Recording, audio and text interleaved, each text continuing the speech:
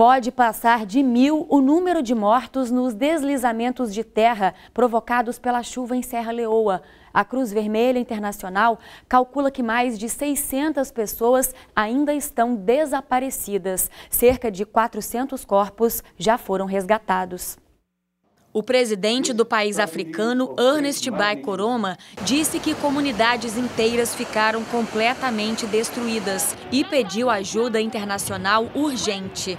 Para esta quarta-feira, está previsto o enterro coletivo para liberar espaço nos hospitais e necrotérios. Representantes da Cruz Vermelha disseram que há uma corrida contra o tempo para encontrar sobreviventes. A ONU também está com equipes nas regiões atingidas, onde o temor agora é com a possibilidade de surtos de doenças como cólera e diarreia, transmitidas pela água contaminada.